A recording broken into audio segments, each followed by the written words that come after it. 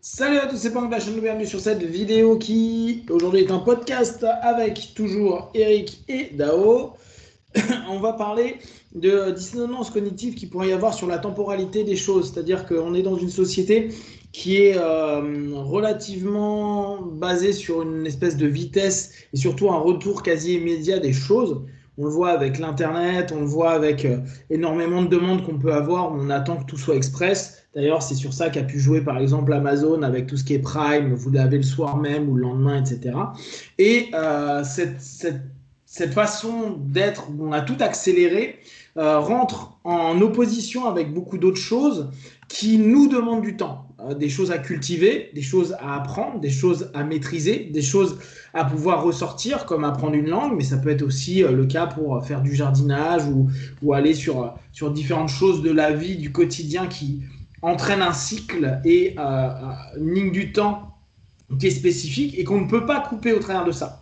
Et il y a aujourd'hui une espèce de mismatch entre cette volonté où tout arrive vite et parfois même cette difficulté qu'on a maintenant à attendre, notre capacité de base à nous dire il faut que j'attende. Et d'ailleurs, on sait très bien que depuis 10 ans, on a perdu des secondes de concentration par rapport à des sujets. On a de plus en plus de mal à se concentrer. Donc, quand on va dire mais il faut que tu travailles beaucoup, que ça prend de toute façon du temps sur ta ligne du temps, ça peut être très gênant par rapport à ce tout va vite aujourd'hui et je veux tout obtenir rapidement. Donc, c'est sur ça que tu voulais qu'on. Exactement. En D'accord. fait, si je peux élaborer un peu, je pense que la dissonance, c'est fatigant. Hmm. D'accord? Toute forme de dissonance. La dissonance sonore, la dissonance cognitive, le fait de ne pas être en accord avec certains peut-être de ses valeurs, comme on avait parlé, ou de ses principes. Ça, c'est fatigant. D'accord? Et, et donc, en fait, certaines tâches qui demandent un gros effort d'apprentissage, par exemple, et sont rendues encore plus dures, pas uniquement par la perte de concentration, mais par la dissonance permanente qu'il y a avec le fait que on a l'habitude que les choses arrivent vite. Donc en fait, on s'épuise encore plus à faire des choses qui sont déjà difficiles, et donc on diminue notre efficacité. Et donc, ce que je me rendais compte que j'avais plus de facilité à faire ces choses-là pendant le confinement, parce que tout a l'air d'aller plus doucement, qu'il y a une espèce d'acceptation que tout va aller moins vite, et donc que c'est plus simple. Mais ça m'a fait me rendre compte que peut-être il y a un art dans le fait de savoir réellement se couper de l'instantané. C'est pas uniquement se couper, parce qu'on parle beaucoup de se couper de la stimulation ou de la constante notification, d'accord, du téléphone, de l'internet, de plein de choses, des moyens de communication, des réseaux sociaux. Mais je pense que c'est aussi de leur instantanéité dont il faut se couper. Ouais, la notion bah, on revient, et puis ça c'est un sujet que Dao sur plein de choses aime bien, tout ce qui est le rapport avec le temps, mais cette notion effectivement qu'on a aujourd'hui de vouloir aller vite et obtenir des choses vite, et effectivement, bah, moi j'ai trouvé pas mal d'articles ces derniers temps justement sur le sujet à dire est-ce que le monde ne nous demande pas de prendre du temps, de stopper notre rythme qui est effréné, qui est toujours trop vite, trop rapide, et on n'a peut-être plus aussi cette capacité où on la perd à structurer notre temps et à accepter que les choses prennent du temps. Et moi je le vois en thérapie où tu as des gens qui disent il faut que ça aille vite. Mais mec, ça fait 30 ans que tu as ça, détends-toi, peut-être que ça ira vite, peut-être que ça ira pas vite, peut-être que ça prendra du temps aussi et un temps d'acceptation. Dao, qu'est-ce que tu en penses de ça?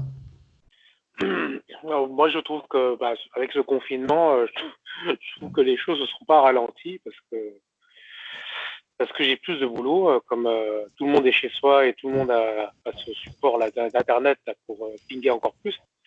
Au moins avant, les gens avaient un peu de temps à te laisser tranquille puisqu'ils se déplaçaient, ils voyageaient, tout ça. Maintenant, les gens sont derrière, ils sont collés derrière leurs écrans, moi compris, hein, et leur ordinateur. Donc, ils sont. Moi, je comprends ce que tu veux dire, c'est que ils ont l'impression qu'il faut maintenir une fréquence en fait d'aller-retour d'informations, de ping, et que si on tient pas ça, est-ce qu'on n'a pas un peu la sensation de décrocher et qu'on a peur de décrocher, alors que c'est vrai que si on pouvait avoir une vraie pause, c'est-à-dire que une vraie pause, ce serait une coupure internet. Ça, ce serait une vraie pause. Mais là, on n'a pas de pause d'un point de vue cognitif. C'est que moi, j'ai pas l'impression que le monde a ralenti. Au contraire, je trouve que ça a accéléré. Alors, mais c'est ma perception et c'est lié à mon environnement. Et un vrai confinement, ce serait intéressant de tester un confinement sur le numérique, sur le digital, pour voir quels sont les vrais effets d'un confinement. Parce que là, mis à part rester chez soi puis sortir pour faire des courses, mais bon, à part ça, finalement, je me rends compte que voilà, sans confinement, peut-être que ce serait plus ralenti pour ce qui me concerne. Parce que je serais en train de me déplacer, je prendrais du temps pour aller voir mes clients, aller à mes rendez-vous et tout. Alors que là, ça s'arrête pas. Et dès le départ, en fait, je pense que les gens ont eu peur de cette nouvelle période. Les gens ont fait la résistance et ont dit, bah non, ça s'arrête pas, et ils ont surmené l'outil digital. Donc là, moi, ce que je vois, c'est que pendant un mois, ça a été quand même assez intensif. Et là, moi, j'ai vraiment envie de ralentir. Parce que je pense qu'il y a beaucoup de choses qui servent à rien et que je suis rentré dans cet engrenage où la fréquence est toujours aussi élevée. Est-ce que dans la notion de temps et justement cette instantanéité versus le temps qui doit être pris, il n'y a pas indirectement, et là on revient à un élément que Eric a parlé tout à l'heure, qui est indirectement une espèce de peur de l'ennui, donc de ne pas être exalté, de ne pas vivre quelque chose. Quand j'apprends ma langue, qu'importe la langue, je ne vais pas parler tout de suite, ça ne va pas être fun, ça ne va pas être marrant, ça ne va pas être éclatant, il n'y aura rien qui va me nourrir en tant que tel. Je vais apprendre, je vais écouter un truc, je vais le répéter, super, je suis incapable de comprendre un texte, quoi. Bref, en gros, il y a une espèce aussi de sensation d'inutilité, d'ennui potentiel. Est-ce que cette accélération du temps, alors là c'est deux questions différentes, hein. Est-ce qu'il y a un ennui dans ce temps qui doit se passer? Et est-ce que cette accélération du temps n'est pas justement une façon pour nous d'éviter une forme d'ennui ou une peur de l'ennui? Parce que ça se trouve, il n'y a même pas d'ennui. On anticipe le fait que, regardez tout ce que tout le monde a dit, ah, c'est un temps de confinement, vous pouvez faire du sport, apprendre, écrire, faire, machin, bidule, cuisiner, blablabla, aimer vos enfants. Ça va, tu peux aussi ne rien branler, tu vois. Ouais. Et c'est pas un problème. Mais est-ce qu'il n'y a pas cette peur-là? Eric? Alors, deux choses. Un, ma problématique que je voulais, c'était vraiment cette idée de, même en dehors du temps de confinement, si on enlève ça, d'accord, c'est vraiment le fait que, vu qu'on est tout le temps, c'est qu'en fait, créer à la fois dans la journée, si on veut apprendre, je parle d'une langue, parce que c'est un bon exemple, apprendre une langue et en même temps vivre dans le monde normal, c'est comme si on créait deux poches de temps différentes. Et ça, je trouve ça fatigant. Vous voyez, c'est ça que je veux dire. C'est que c'est fatigant de devoir vivre dans ces deux poches de temps-là, la poche lente et la poche instantanée. C'est-à-dire qu'on passe d'un truc où il y a un temps de retour, il y a un retour sur investissement qui est immense mais qui est lent, et l'autre qui a un retour sur investissement constant, hyper rapide. Et je trouve que c'est fatigant peut-être de passer de l'un à l'autre, c'est plus difficile de maîtriser l'un quand on est dans l'autre. Et deuxième chose, moi, mon cas, je sais que mon approche du confinement, je me rends compte qu'elle est assez particulière parce que moi, je suis un mec qui est en train de faire ça. Vide ta chambre, nettoie chez toi, apprends une langue, fais du sport toute la journée. Moi, ça me va très bien parce que moi, c'est les autres qui me fatiguent. Moi, c'est le contact, le rapport à l'autre m'épuise. C'est-à-dire, voir les gens dans le métro, ça me fatigue. Parler aux gens, ça me fatigue. Enfin, ça me fatigue. J'ai toujours un effort à faire. Donc... Je ne parle pas d'épuisement, hein, je parle d'ennui, de la peur. Oui. Mais m'ennuie aussi. Les gens m'ennuient. C'est-à-dire, je suis en ennui permanent dans presque toutes les conversations que j'ai avec les gens au quotidien. Ils m'ennuient. Tu vois, ils ne m'intéressent pas. Je leur veux du bien, etc. Mais ils m'apportent. Ils ne me font pas grandir, ils ne me nourrissent pas. Donc, il y a peu de gens, il y a 4 personnes à qui je parle à Paris qui me nourrissent, d'accord? Donc, au final, je me rends compte que peut-être que ce que je dis sur le temps qui passe justement le confinement, c'est peut-être pas du tout le cas pour beaucoup de gens. Ce que je voulais vraiment dire au départ, c'était que est-ce qu'on n'est pas est-ce qu'il n'est pas plus dur d'aller, est-ce qu'une des raisons pour laquelle on dit aujourd'hui du problème qu'on évoque souvent aujourd'hui on va moins dans le fond des choses, c'est pas uniquement parce qu'on a une plus petite capacité de concentration, que c'est aussi le fait que c'est hyper difficile de prendre du temps, de s'adapter à la fois au monde qui a un rythme plus, parce qu'au final, apprendre une langue, c'est un rythme limite bioévolutif, c'est-à-dire c'est biorythmique, c'est le temps que les connexions se fassent, à un monde qui est plus rapide que n'importe quoi d'autre dans l'univers. Ouais, bon, moi après, pareil, j'ai une vie qui est trop particulière. Moi, j'ai toujours la notion de prendre du temps. J'ai rien dans ma vie qui est speed. Justement, c'est peut-être un apprentissage qu'il faut faire, c'est-à-dire que quand les gens disent prends du temps pour toi, le truc pour moi, c'est peut-être pas quand les gens disent il faut s'émanciper des réseaux, des machins, il faut peut-être aussi s'émanciper de leur instantanéité, pas uniquement de de cette illusion que tout peut aller vite. On pourrait se dire que pour travailler à prendre du temps, on va plus sur des vecteurs qui sont instantanés. Ça pourrait être une manière de reprendre du temps. Pas dire simplement le réseau c'est mal, c'est juste parce que tu es stimulé dans l'instant. Si tu retires ou tu limites ça, peut-être que tu prendras du temps. Ça peut être vu de cette façon-là. Mais ouais, moi, ce que tu me dis, la notion de temps ne me parle pas. C'est toujours l'impression de prendre mon temps, pour moi. Parce que je pense que Dao, c'est plus intéressant parce que là-dessus, il a une vie qui est un peu plus rythmée comme le commun des mortels, avec un boulot qui est spécifique, etc. Moi, par exemple, le temps, j'ai l'impression que ma vie est juste prendre mon temps, tu vois. C'est vrai, j'ai un objectif. Moi, mes objectifs, déjà, ils sont à 5 ans, 10 ans, 15 ans. Je sais que ça va pas arriver tout de suite, hein, je suis un pépère. Ouais, Dao, toi, qu'est-ce que tu en penses de ça? Bah, ça fait longtemps que je dis que dans la manière dans laquelle le temps s'écoule, il y a une notion d'artifice qui est de plus en plus présente. C'est-à-dire il y a une espèce de mouvement artificiel d'accélération qui se met en place, comme si en fait le fait d'avoir un monde si connecté en réseau avait créé une deuxième forme de temps qui pingue le temps biologique. C'est-à-dire que, comme tu dis, tout ce qui n'est pas accessible rapidement, on va le zapper pour passer à quelque chose qui va se troquer plus rapidement, en fait. Comme tu dis, peut-être que, alors je dis pas pour tout le monde, mais peut-être que la propension à apprendre une nouvelle langue sera quelque chose qui se fera de moins en moins, par exemple, hein, peut-être que je dis une bêtise, parce que ça va demander trop de temps et que le temps disponible cognitif n'est plus majoritairement quelque chose de présent. Et on va aller naturellement vers quelque chose de plus qui ramènera plus de rewards plus facilement.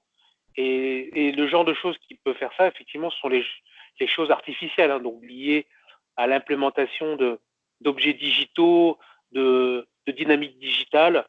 Voilà, c'est-à-dire peut-être que majoritairement les gens vont aller plus facilement vers de l'information via l'écran que d'aller chercher un livre à la bibliothèque, de prendre le temps d'aller chercher peut-être un auteur qui nous convient le mieux pour étudier un sujet. Alors évidemment, c'est pas tout le monde comme ça, mais voilà, il y a un mouvement artificiel qui est en train de modéliser la prise de connaissance d'une manière un peu différente que ce qui a été fait peut-être il y a 20 ans, avant l'arrivée de l'Internet et du digital. En même temps, je trouve, alors surtout nous, dans notre milieu sportif, je trouve qu'il y a de plus en plus de personnes qui décident de prendre du temps pour faire du sport, pour qu'importe le résultat. Hein. Il y en a, ça sera pour avoir leur ceinture verte de taekwondo, d'autres pour faire du body fitness. À la limite, on s'en fiche, mais il y en a de plus en plus de personnes qui prennent du temps sur des choses qui ne sont alors absolument pas instantanées. Le sport, si tu as envie d'avoir un body sexy, joli, etc., il sera long. Si tu veux être fort pour faire des arts martiaux, ne serait-ce que pour avoir ta ceinture noire de n'importe quel style, tu vas au moins y passer 5 ans, etc., etc., etc. Donc, au bout du compte, j'entends hein, là, ce qui est dit et j'adhère beaucoup, mais quand on y pense, il y a aussi beaucoup, je trouve, de personnes qui s'investissent sur un rapport au temps qui est assez différent. Ils s'investissent sur eux-mêmes. Il y a de plus en plus de notions avec les permacultures, etc., etc., où il y a encore d'autres personnes qui vont s'investir. Est-ce que vous pensez vraiment que, est-ce que, question vraiment de base, est-ce que vous pensez que c'est pas un problème de citadins surconnectés? C'est Eric? Oui, c'est possible, c'est tout à fait possible. Parce que je pense qu'aussi, je pense que oui, c'est un problème sans doute de citadins, mais le truc, c'est qu'on est quand même nombreux. Pour ce qui est des arts martiaux, hein, je ne vais pas faire une polémique. Moi, je pense que même quand souvent ils sont nuls, ils mentent. Et sinon, je pense qu'il y a mais sinon, il y a un truc. C'est intéressant ce que tu dis. C'est vrai qu'il y a des gens qui se consacrent, mais c'est souvent, comme tu vois, un mouvement un peu extrême. Tu vois, tu vois ce que je veux dire? C'est des gens qui partent un peu comme moi, hein, d'un refus d'un certain truc. Euh, euh, les gens que je connais qui sont bons dans notre sport et qui, dans le jiu-jitsu brésilien par exemple, qui se sont consacrés beaucoup, la plupart d'entre eux, et quand je dis bons selon mes espèces de standards ultra élevés, c'est des gens un peu particuliers, hein, il y a une notion de refus de beaucoup de choses derrière. Euh, Sinon, je pense que c'est vrai que c'est peut-être un problème de citadins, c'est tout à fait le cas, possible, parce qu'on on a été plus touché par la densité, par ces choses-là, parce qu'aussi, je pense qu'on a moins. Moi, je suis convaincu que quand tu as une plus grande perception du monde naturel, comme je vois chez mes parents dans le sud-ouest, bah, tu es obligé d'aller avec le temps. Euh, Au Pays Basque, quand il y a l'hiver, c'est l'hiver, l'été, c'est l'été. Enfin, il n'y a pas des saisons partout dans le monde, mais tu as une connexion aux, aux choses qui est plus importante qu'en ville où tu prends le métro. Euh, pour ce qui est des langues, moi je pense Dao c'est déjà le cas, hein, parce qu'autrefois, autrefois tu pouvais pas te dire, ne serait-ce qu'un peu, tu pouvais pas dire que tu étais quelqu'un de vraiment cultivé si tu n'avais pas des bonnes notions de grec, de latin, en l'anglais ils le parlaient tous, d'une autre langue et de quelque chose d'autre. Alors qu'aujourd'hui, des gens qui parlent plus d'une langue, c'est déjà rare, hein. Ouais, la notion là qui est intéressante, c'est effectivement, il y a de plus en plus de groupes qui peuvent se dire je suis contre. Alors, j'ai bien aimé cette notion qui est presque de la réaction par rapport aux choses. Je refuse des choses, je suis en réaction. Alors, est-ce qu'il n'y aurait pas un temps de réaction? Le temps de celui qui a acheté le système dans lequel on est. Et je dis pas que c'est mal, hein, du tout. Non, non, c'est une question de. Euh, Celui qui a acheté le système ou s'est plié à un système à un moment donné, et ce temps de réaction, ce temps qui dit non, mais moi j'ai plus envie d'avoir un métro boulot dodo, j'ai plus envie d'être à Paris, j'ai plus envie de bouffer ma nourriture de Auchan, je préfère faire mes petits trucs, en tout cas ce que je peux faire. Je préfère prendre le temps pour aller voir la ferme d'à côté, etc., etc. Est-ce qu'il n'y aurait pas possiblement le temps du système, et ce temps qui serait peut-être un temps alternatif, un temps plus lent, si on peut dire qu'un temps se ralentit, de réaction à un système. Dao? Je pense qu'on a tous en nous un rythme biologique qui, qui est quelque chose de profondément ancré en nous, parce que on sait que parmi les citadins, il y a beaucoup de gens qui viennent de la campagne, de province aussi, où le rythme est quand même moins soutenu, ne serait-ce que par rapport au rythme francilien. Et peut-être qu'il y a un moment donné, il y a une dissonance entre un rythme naturel, biologique, culturel, et avec ce qui est imposé par le quotidien et par le monde du travail et par le monde digital. Et qu'à un moment donné, il y a des gens qui font un burn-out parce qu'ils n'arrivent pas à tenir ce rythme, tout simplement. Et que de ce fait, d'où ces mouvements de vouloir. Il y a quand même beaucoup de Franciliens qui rêvent soit de repartir vivre en province, soit de quitter l'Île-de-France, parce que je pense que dans le fond, ils se rendent bien compte que c'est quelque chose qui n'est pas forcément sain pour leur rythme biologique, même sans donner un nom dessus. Ils ressentent que voilà, quand ils sont, je sais pas moi, quand ils partent pour un déplacement professionnel en province, ils se rendent bien compte que moi, pour le coup, qui vient de la province, je le sais bien que c'est quand même différent la vie à Toulouse que la vie à Paris. Ouais, alors là, il y a une question qui me vient, c'est est-ce que, à votre avis, ce confinement, où pourtant chacun peut prendre le temps comme il veut, alors je parle pas de ceux qui doivent télétravailler, hein, mais les autres, est-ce que vous pensez qu'ils sont revenus à des rythmes qui sont plus naturels, plus basiques? Là, j'ai pas la réponse, hein. Je connais des gens qui vivent exactement comme d'hab. D'autres qui se disent ah Eric, tu m'avais dit je me couche plus tôt, je me lève plus tôt pour travailler mon japonais, etc.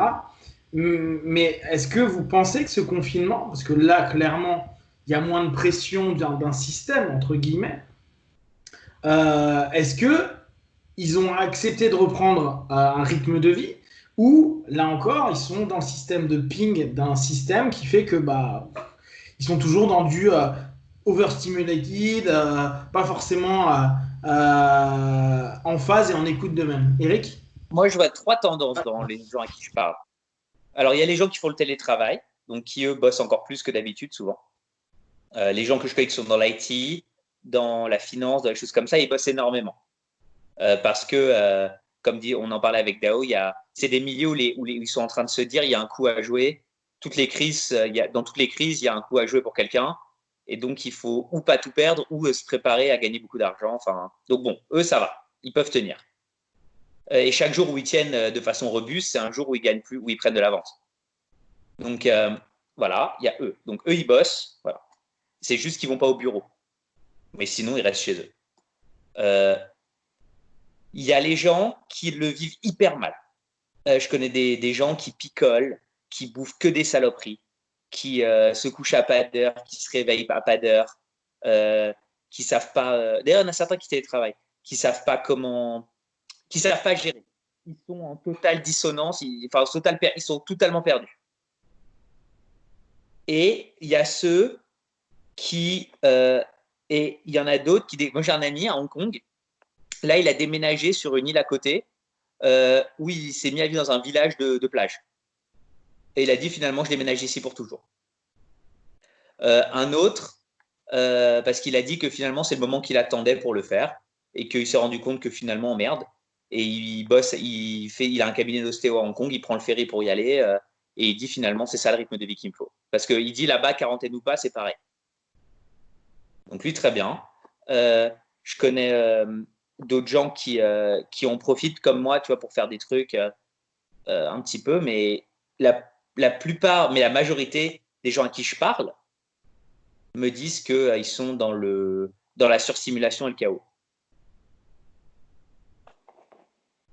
Dao, pour conclure, tu voulais dire quelque chose en plus pour conclure? Ouais, alors moi j'ai vraiment effectivement tous les cas de figure. Hein.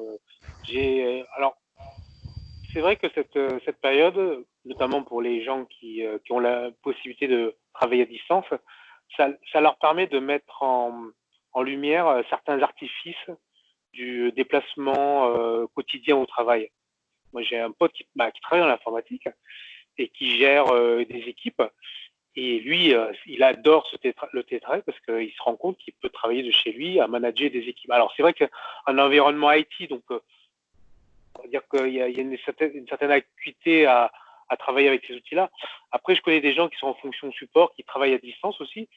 Mais eux, ils sont ravis, hein, ils sont complètement contents et même ils se posent des questions à changer certaines choses dans le fait d'être obligé ou pas d'aller travailler. C'est-à-dire que ils ont fait ça pendant 20 ans et là, ils ont les libertés de pouvoir dire mais en fait, on travaille aussi bien de chez soi, donc je vais demander à mon management de mettre en place des choses pour le télétravail.